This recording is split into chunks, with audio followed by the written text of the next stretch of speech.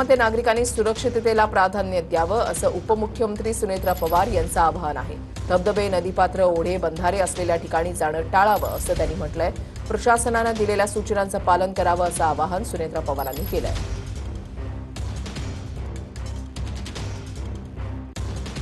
सुनेत्रा पवारांनी एक पोस्ट केलेली आहे। त्यांनी असं म्हटलंय की गेल्या 2-3 दिवसांपासून पुणे जिल्ह्यामध्ये पाऊस सुरू असून हवामान विभागानं सुद्धा पुढील काही तासांसाठी पावसाचा इशारा दिलाय। रविवारची सुट्टी असल्यानं अनेक नागरिक आणि पर्यटक पर्यटन स्थळांकडे जाण्याचं नियोजन करत असतील।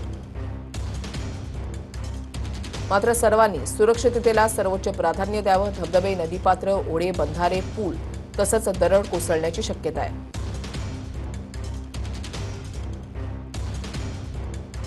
आणि अशा ठिकाणी जाणं टाळावं। प्रशासन, पोलीस यंत्रणा, आपत्ती व्यवस्थापन विभागानं दिलेल्या सूचनांचं काटेकोरपणे पालन करावं।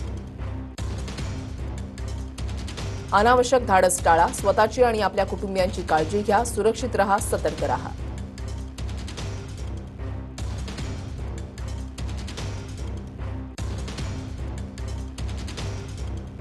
गेल्या 2-3 दिवसांपासून पुणे जिल्ह्यामध्ये पाऊस सुरू असून हवामान विभागानं सुद्धा पुढील काही तासांसाठी पावसाचा इशारा दिला आहे।